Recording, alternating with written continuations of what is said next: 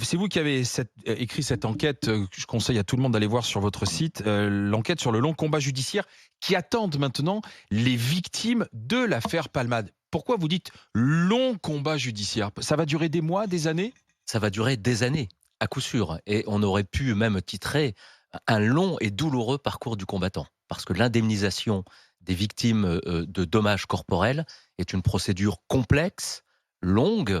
Et ce que j'ai voulu expliquer dans cette enquête, c'est que la victime que l'on met en avant, que les politiques même mettent constamment en avant, la victime dans ce deuxième combat qui commencera lorsque les projecteurs, si j'ose dire, du procès pénal s'éteindront, eh bien ce combat-là va durer des années et malheureusement, la victime se retrouvera Attendez, souvent ça veut dire que démunie et seule pour le mener. ça veut dire que cette femme qui a perdu son enfant, le bébé qu'elle avait dans son ventre, le petit garçon de 6 ans, qui va avoir des séquelles à Bien sûr, vie. horrible.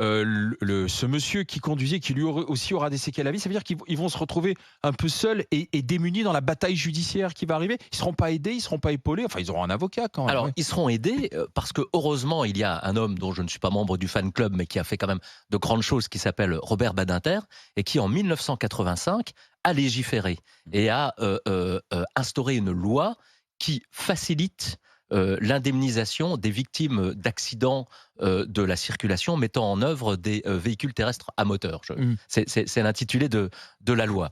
Et effectivement, il y a quand même un certain nombre de mesures qui sont prévues par le législateur pour faciliter cette indemnisation.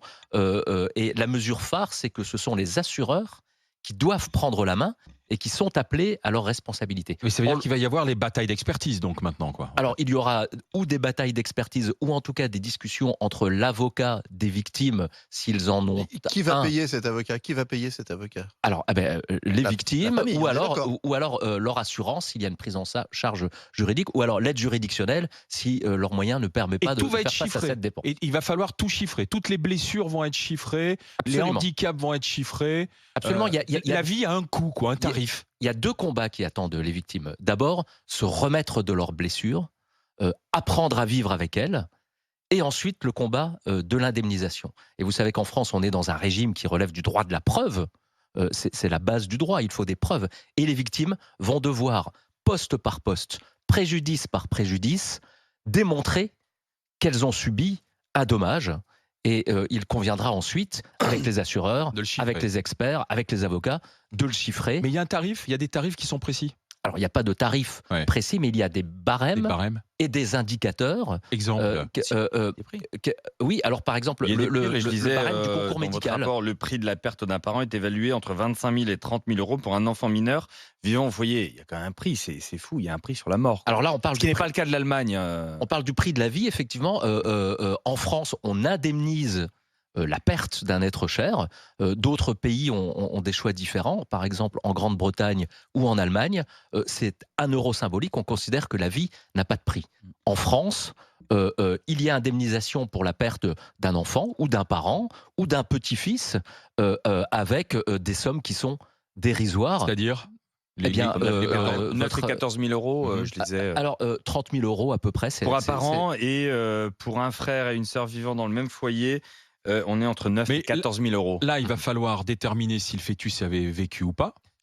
Alors oui, là, Ça, on il parle va y avoir une expertise pour ensuite chiffrer. Et puis après, les blessures, un œil, une jambe, Oui. un rein, un thorax, Si le mec- si des le monsieur poumons, peut plus travailler en plus. c'est chiffré tout ça aussi. Oui, oui. Alors, il y a le préjudice patrimonial, c'est-à-dire le coût des soins, la perte de revenus, la perte des gains, les L'emploi, dépenses engagées, ouais. etc. Et il y a le préjudice extra-patrimonial, donc c'est tout ce qui concerne l'individu dans son corps et dans sa vie, les souffrances endurées, le préjudice esthétique, le préjudice sexuel éventuellement, ce qu'on appelle le préjudice d'établissement, c'est-à-dire la perte de chance d'avoir une vie familiale normale. Enfin voilà, et tout ça va être évalué, chiffré. Donc, si je poste par fais le poste. lien avec l'enfant qui est de 6 ans, qui est hospitalisé et qui va avoir des conséquences graves, si je fais le lien avec ce que vous écrivez, le point indicatif passera à 4 100 euros, soit une indemnisation de 123 000 euros.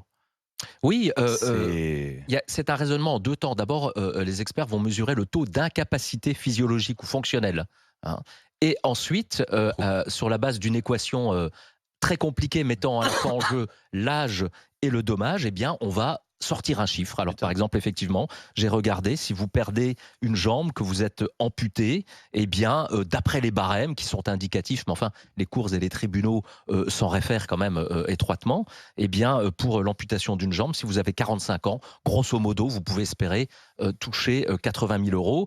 Si vous avez 10 ans, eh bien, ce sera 120 000 euros, puisqu'évidemment, plus on vieillit, moins le dommage est indemnisé, puisque c'est d'une certaine manière, c'est un petit peu cynique, mais c'est comme ça, c'est le reste à vivre. Mais c'est pour ça que nous, les chefs d'entreprise, on est un bon nombre à prendre des assurances, justement, en cas de préjudice, parce qu'un chef d'entreprise qui subit des incapacités à diriger sa boîte, la boîte, elle est en risque. Donc, on souscrit, nous, à des assurances pour pallier à ça.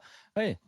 Alors, Elina Duvon, Alors voilà. pour Moi, revenir monsieur- sur l'accident Oui, Pierre voilà. Palmade. Moi, vous savez, ce qui m'inquiète, bon, j'ai compris qu'il va y avoir expertise contre expertise, bataille entre les assureurs et tout. Alors, pour Monsieur Palmade, je ne m'inquiète pas du tout. Et ça s'est vu dans de nombreuses affaires. La famille, je l'ai vu, évidemment, enfin, je l'ai vu à travers les médias. Il va leur falloir un interprète. Ils sont peut-être pas au courant parce que moi, demain, j'ai un accident. Moi, les histoires d'avocats et tout, j'y connais rien, quoi. Et c'est ça qui m'embête parce que quelque part, la connaissance, elle est du côté de Monsieur Palmade. Vous voyez ce que je veux dire? Attendez, il a pris sûrement un très bon avocat et la famille là. Déjà, il y en a qu'un qui parle français, je crois, c'est le cousin. Mais on n'est pas au fait de toutes des histoires d'assurance et tout ça. Oui. Et moi, attendez, combien de fois j'ai vu des affaires? J'ai vu une dame qui, c'est pas de sa faute, elle a eu un accident, elle a un œil en moins. Bah, je peux vous assurer qu'au bout d'un moment, elle a laissé tomber. Oui. Et puis Alors, maintenant, elle a son œil en moins et c'est tout. Nicolas, il va falloir qu'il soit sacrément aidé, secondé. Voilà, c'est voilà, ça que c'est ça. Ils auront un avocat. Hein, Oui, mais pas un avocat d'office. Hein. Alors, il y a de bons avocats. Oui, bah, moi, d'office, j'en ai pas vu bon. beaucoup. Mais ils ont un avocat de toute façon, un Oui, très mais bon un bon, avocat je l'ai d'ailleurs. Voilà. Ah oui, de je toute l'ai vu. façon, Eh de bien. toute façon, pour le moment, on est dans l'instance pénale. Ouais. Hein, et rien ne se On est dans passera. l'enquête pour le moment. Ouais. On est dans l'enquête, Ouais. exactement. Enfin, dans l'information judiciaire, plus exactement, hein, puisque un juge a été saisi, me semble-t-il. Mais de toute façon. Rien ne se passera tant que l'affaire n'aura pas été jugée au plan pénal, même si, heureusement, la loi Badinter sur les victimes d'accidents de la circulation prévoit une indemnisation provisoire. Donc, dans les 8 mois, les compagnies d'assurance vont devoir indemniser et verser des provisions C'est quoi, soins c'est aux victimes. C'est un forfait. Alors, c'est en fonction des barèmes et il y aura aussi, là, dès à présent, une analyse du préjudice et des dommages avec une indemnisation provisionnelle. D'accord. Dans les 8 mois. Le procès ne va pas arriver peut-être avant 2 ans, 3 ans. On peut dire quelques mois. On peut dire quelques mois si Pierre Palmade est en état d'être jugé. Souhaitons-le, mais Le procès pénal. Hein. Oui, le procès pénal. Ensuite, il y aura peut-être un appel. Suite, ça veut dire que de toute manière, la bataille judiciaire va prendre quand même des années avant qu'il ne puisse véritablement être complètement indemnisé. Alors, on est d'accord. Elle va prendre des années parce que la procédure est longue. Elle va prendre des années aussi du fait de ce qu'on appelle la consolidation.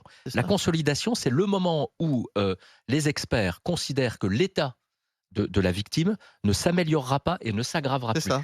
Et à partir de ce moment-là, on peut envisager une indemnisation définitive. Mais prenons l'exemple de ce malheureux garçonnet de 6 ans qui est sur son lit d'hôpital. Pour rappeler la gravité de ses blessures. Traumatisme crânien notamment. Ouais. Eh bien, avant 18 ou 20 ans, personne ne pourra dire que son état est consolidé parce que les séquelles, elles sont difficiles à évaluer chez un enfant quand il s'agit d'un traumatisme crânien. Donc c'est une procédure qui va durer des années. Et moi, ce que j'ai voulu dire aussi dans cet article-là, c'est peut-être un petit coup de gueule, c'est que la victime, on la met en permanence en avant en évoquant le volet pénal. On lui explique que plus Palmade prendra cher, mieux elle ira. On lui explique que si Palmade va en détention, ça va soigner ses blessures. D'abord, c'est faux. Un procès pénal, c'est une épreuve. La répression n'est pas un pansement. Et plutôt que d'inventer de nouveaux délits un peu délirants comme l'homicide routier ou C'est une demande, pardon, c'est une demande des familles. Hein. ou des Les alourdissements 25 000 pas une demande. ou des alourdissements de la peine. Je dis pas que Pierre Palmade ne doit pas être puni. Je dis simplement que la punition ne soulagera pas et ne Non. fera pas l'affaire des victimes. On ferait mieux d'améliorer la prise en charge des Voilà. victimes Oui. dans le volet civil, c'est-à-dire dans la Mais nécessité néanmoins, d'être indemnisé et réparé de son dommage. néanmoins, on a eu l'autre jour un